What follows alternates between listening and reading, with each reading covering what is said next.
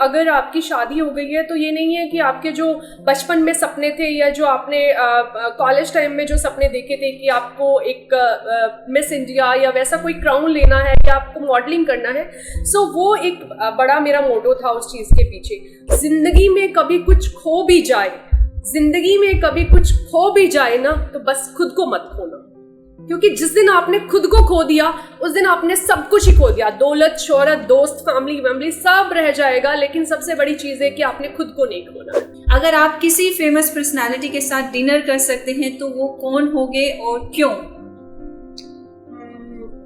Prime minister माननीय मोदी जी।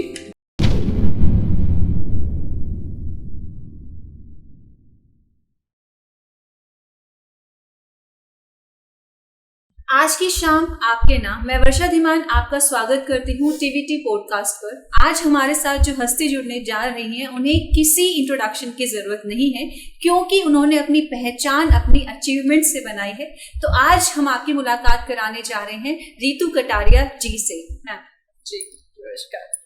तो रितु कटारिया जी ने अपनी मेहनत से, अपने बलबूते से मिसेस हरियाणा का खिताब हासिल किया। तो आज हम उनसे जानते हैं कि उनके इस सफ़र की शुरुआत कैसे हुई और किन किन लोगों ने उनकी इस सफ़र में मदद की। जी मैम।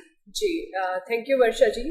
और सबसे पहले तो मैं आपका थैंक यू करना चाहूँगी कि आज मुझे ये मौका मिला है कि मेरी स्टोरी जो है बहुत से लोगों के बीच में जाएगी। और मुझे लगता है कि जो मेरा एक इसके पीछे जो भी आज मैंने अचीवमेंट की है, तो उसके पीछे जो मेरा मकसद है वो भी स्टोरी के थ्रू जो है मुझे उसमें सफलता मिलेगी। मेरा जो ये मिसेस हरियाणा का या जो भी मिसेस इंडिया का जो मैंने अचीव किया है, जो मैंने आज समाज में पहचान बनाई है, उसके पीछे मेरा मकसद यही था कि मुझे रोल मॉडल बनना था सोसाइटी में। सो मेरे पास सिर्फ यही एक रास्ता था कि जिसके थ्रू मैं अपना जो टैलेंट है या मेरे अंदर जो कैपेबिलिटी है कि मैं उन चीज़ों को लेके कैसे समाज में एक अपना नाम कमाऊं और जो समाज में मैं एक चेंज लाना चाहती हूँ। मेन जो मकसद था मेरा कि मुझे समाज में एक चेंज लाना है, जो विमेन एम्पावरमेंट पे काम करना है या अंडर प्रिविलेज्ड जो बच्चे हैं उनके लिए काम करना है। सो उसी के पीछे मेरी ये कहानी की शुरुआत हुई। जी मैम।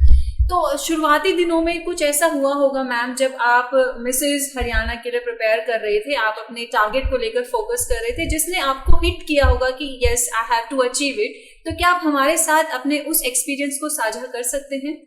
जी बिल्कुल। जैसे ही मुझे लगा कि मैंने ये अचीव करना है ये सब कुछ, तो मैंने सबसे पहले सर्च किया इस चीज़ को कि मैं कैसे जो है अपने आप को बाहर लेके आऊँ। तो कहते हैं ना कि जहाँ चाहा वहाँ रहा, तो उसी के थ्रू चलते हुए मुझे इस तरह से मिला कि जो ब्यूटी पेजेंट है मैं उसमें जाऊँ और जो शादीशुदा महिलाएं हैं उनके लिए एक ये पहचान लेके आऊँ कि अगर आपकी शादी हो गई है तो ये नहीं है कि आपके जो बचपन में सपने थे या जो आपने कॉलेज टाइम में जो सपने देखे थे कि आपको एक मिस इंडिया या वैसा कोई क्राउन लेना है या आपको मॉडलिंग करना है।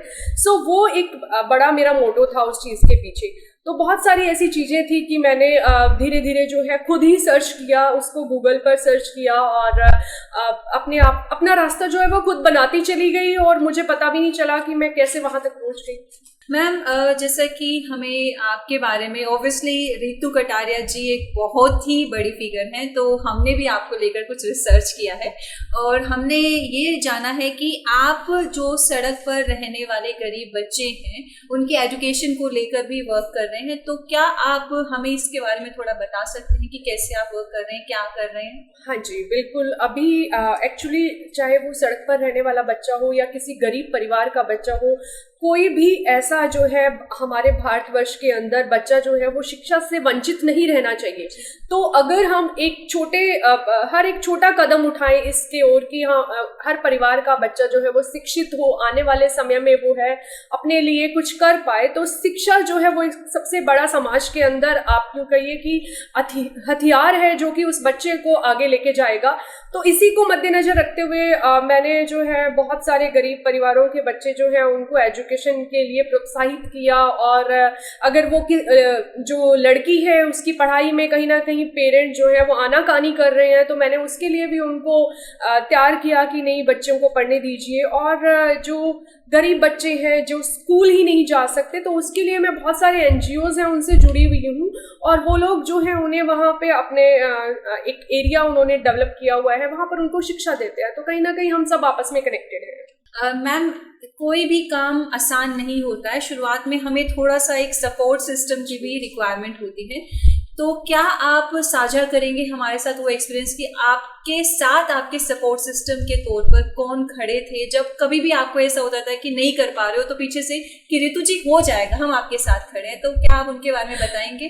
जी, वैसे तो मैं कहना चाहूँगी कि खुद से बड़ा सपोर्ट सिस्टम कोई नहीं होता है। जब आपको लगता है कि आप हिम्मत हारने लगे हैं, तो एक बार खुद के अंदर जो आपका सपना है उसको देखिए और फिर आप दोबारा से जुट जाइए। तो बहुत सारी केसेस ऐसे हुए हैं जब मुझे भी लगता था कि मुझे अब गिव अप करना है, शायद मैं नहीं कर पाऊंगी, क्योंकि हो सकता है उसके पीछे बहुत ही रीज़न जो है वो सॉलिड भी रहे हैं, मेरी फैमिली से रिलेटेड है कुछ, लेकिन मेरे परिवार ने भी बहुत सहयोग दिया। तो मतलब सब चीज़ें मिलके होती हैं, एक फैमिली सपोर्ट, फ्रेंड सपोर्ट, और सबसे बड़ा जो है वो आपका खुद का सपोर्ट होता है। तो जैसे कि मैम आपको बता रहे हैं कि सेल्फ मोटिवेटेड अगर आप हैं तो आप लाइफ में बहुत कुछ अचीव कर सकते हैं। तो मैम, हमें पता लगा है कि आपकी फैमिली, आपके हस्बैंड, आपके इन-लॉज आपके साथ खड़े थे और वो भी आपके इस अचीवमेंट में एक बहुत इंपॉर्टेंट रोल निभाते हैं। तो क्या आप हमें बता सकते हैं कि उन्होंने अपनी महत्वपूर्ण भूमिका किस प्रकार निभाई, यानी कि कैसे आपको, एक होता है कि फिजिकल सपोर्ट, मेंटल सपोर्ट बहुत ज्यादा जरूरी होता है कि जब आप अपने काम पर जाएं तो पीछे कोई है जो सब चीजों को केयर किए हुए, तो क्या आप ऐसा कोई इंसिडेंट शेयर करेंगे हमारे साथ? बिल्कुल, बहुत सारे ऐसे इंसिडेंट्स हुए हैं, क्योंकि एक शादीशुदा लड़की के लिए जब वो घर से बाहर निकलती है तो उसे उसका मदर इन लॉ है, उसका परिवार है, उसके बच्चे हैं, सबका वो दिमाग में लेकर चलती है।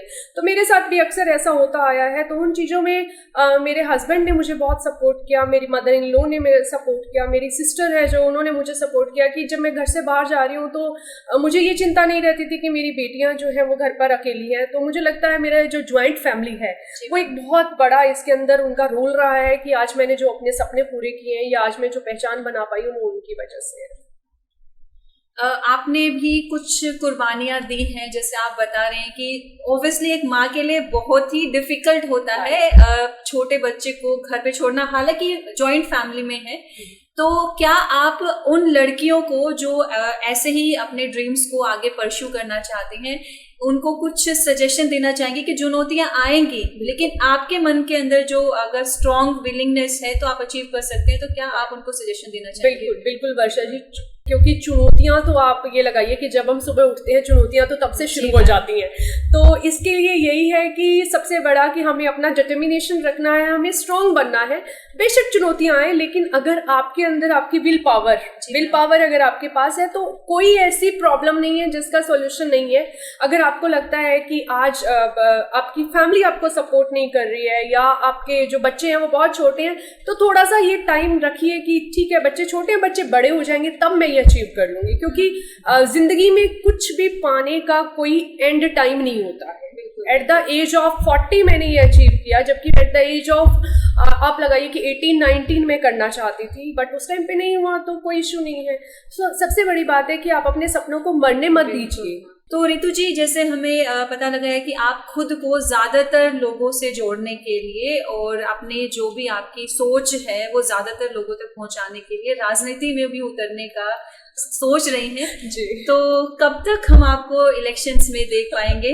बिल्कुल, इसके पीछे भी एक मकसद है, क्योंकि मुझे था कि कहीं ना कहीं आपके पास अगर पावर होती है तो आप लोगों का और अच्छे से भला करते हैं। और सच पूछा जाए तो राजनीति जो है वो जनता की सेवा के लिए बनी है। ठीक है, आज मायने चेंज हो गए हैं, लेकिन वो मायने भी हमने ही चेंज किए हैं। अगर आज मेरा मकसद है कि मैं जनता के बीच उतरना चाहती हूँ, मैं सिर्फ 100 लोगों से नहीं, मैं 1000 लोगों से नहीं, मैं अपने जो समाज के लाखों लोगों से जुड़ना चाहती हूँ। तो मुझे लगता है राजनीति जो है वो एक मेरे लिए प्लेटफॉर्म है। और मैं सोच रही हूँ अगर भगवान ने किस्मत ने साथ दिया और परिवार का साथ हुआ, सब कुछ हुआ, तो जल्द ही इसके अंदर मैं अपनी काबिलियत को शो करूँगी।